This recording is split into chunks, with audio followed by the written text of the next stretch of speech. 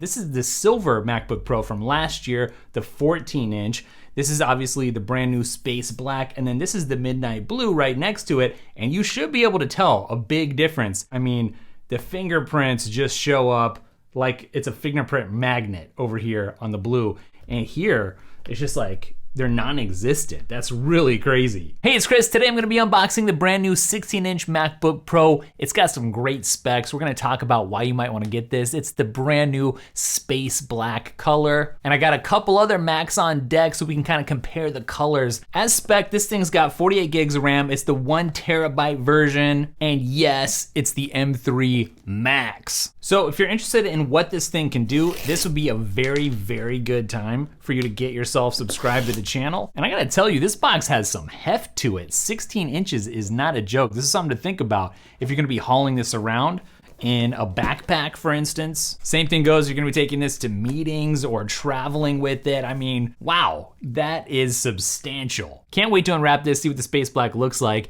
and how those fingerprints just roll off. But first, let's finish finding out what's in the box here. You got the usual paperwork, of course. You got your massive charging brick.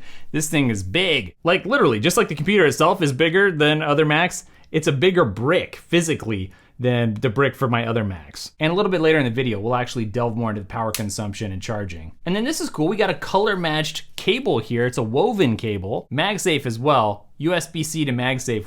MagSafe is amazing, of course. These MagSafe chargers have saved my computers many a time from getting pulled off of a counter or something when I walk by and it's charging, versus if it was just a straight up Thunderbolt or USB-C plugged in and it wouldn't just disconnect if I knocked it over with my foot or something. You know, the magnetic connection means the cord just pulls out and your whole computer doesn't fall over too. It looks great, and I appreciate the woven material here, which should last longer in terms of wear and tear. All right, here's the moment of truth with this color.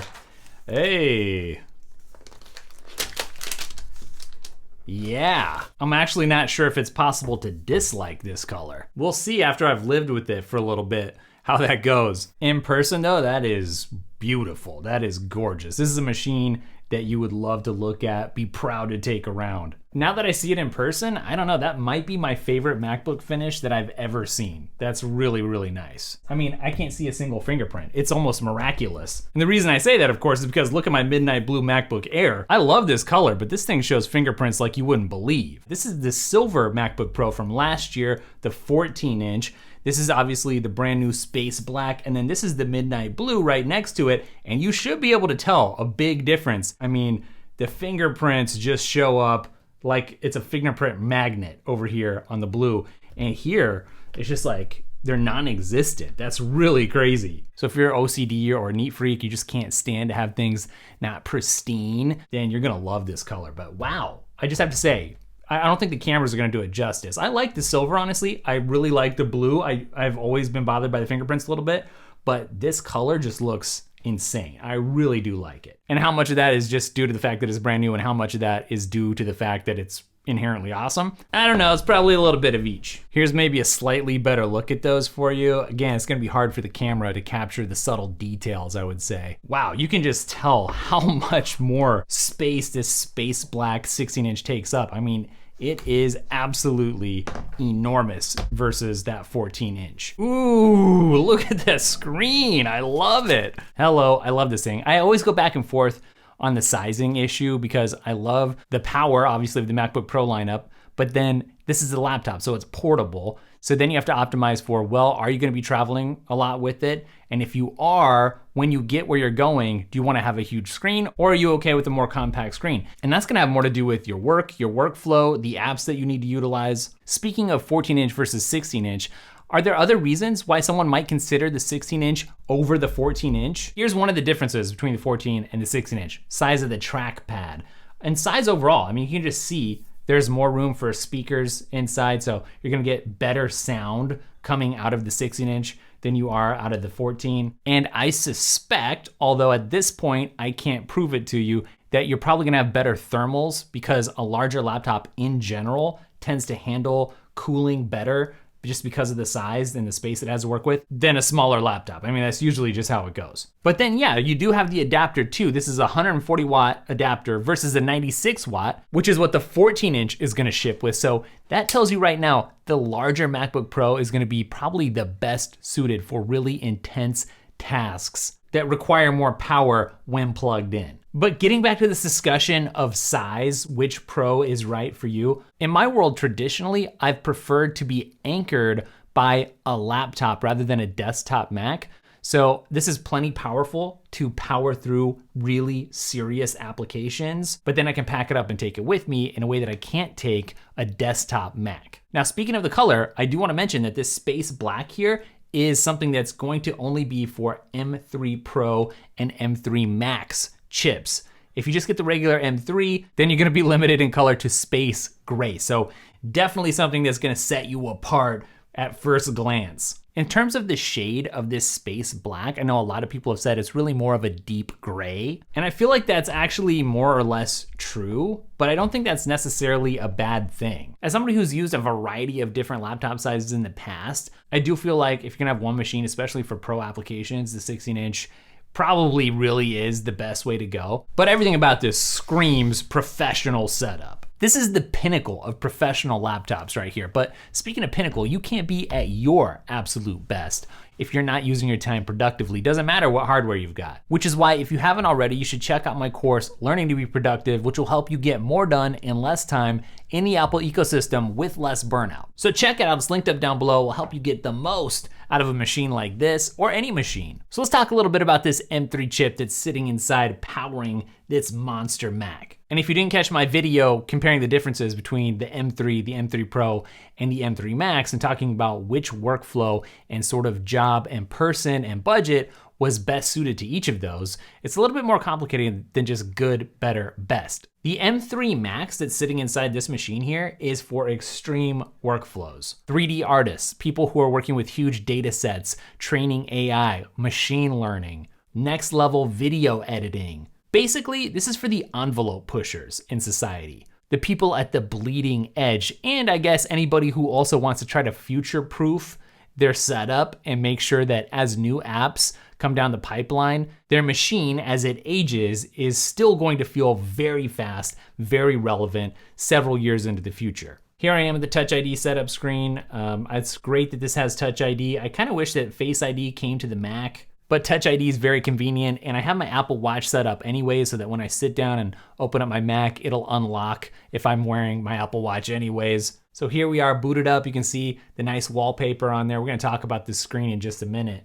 But honestly, just seeing this all in front of me, this is really a sight to behold. This is the cream of the crop, the best of the best, and it feels like it. It feels like the Ferrari or Lamborghini of not just Apple's laptops, but the laptop world in general. Now, as this one's spec'd out, it's sitting around $4,000, and you could push that all the way up to about $7,000. But aside from the internals, aside from the screen, a very big part of what helps make this the best laptop Apple has to offer is the port setup, the port situation. There's 3 Thunderbolt ports here, 2 on this side and 1 on the other. And these are very versatile ports. You can use them for hooking up displays and peripherals, accessories. You can use them for high-speed data transfer, obviously, and you can use them also for charging. So if you forget your MagSafe cord, you could actually plug in a friend's cord to your Thunderbolt and be just fine. You can still power up. I gotta say the Thunderbolt port is also good for future-proofing. It's gonna support your newer, faster devices coming down the pipeline. And if you're a pro, if you're a professional, if you're gonna make the most out of this hardware, that's gonna be very important for you to stay cutting edge. Apple doesn't stop there, of course. There's an HDMI port included. For a lot of people, an HDMI port is invaluable for giving presentations, for hooking up to your home theater, for getting certain things done without needing an adapter. There's also a port for your SD cards. That's a lifesaver. That's one of the downsides of the Air, actually, is that it doesn't have an SD port. And I'm super glad that they brought that back to the Pro lineup because so many people rely on that. You want to be able to get your high quality footage and your high quality photos off of your camera and onto your device without having to bring a dongle or adapter. Now there's also a headphone jack. A lot of people are like, well, everything's going wireless. Why do I need that? And if you have to ask, then it's clearly not aimed at you. But for audio professionals or anybody who wants a high quality wired connection, this is a must. Why? Because you get lower latency, you can get better sound that way, and also it's more reliable. You don't have to worry about battery life. Something else I want to mention about the MagSafe adapter here too is that it keeps your Thunderbolt ports open, right? If you don't have to charge with one of those, if you can use this instead. And in a professional environment, those Thunderbolt ports can go fast. Maybe you have some external storage hooked up, some kind of a MIDI interface over here, and a microphone, or your external display. So the color denotes the proness of this particular 16-inch. The beefy beast of a chip, obviously, is part of the professional package. But then there's the screen. I mean, the reason that you get this 16-inch maybe is the battery life, because yes, you get like 4 more hours of rated battery life with this, that's important, but really you buy this for the screen. And so that's what we need to talk about next. This screen is so gorgeous and such a work of art, it's hard for you to understand just looking through the camera what it's actually like to experience, but it gets up to 1600 nits of brightness for HDR content. That's ridiculous. It's great though for any photographer, videographer, or anybody creating or consuming HDR content. This is a liquid retina XDR display, and what that means is it gets extreme dynamic range, which is really great for people like game developers or 3D artists. And then there's the P3 wide color gamut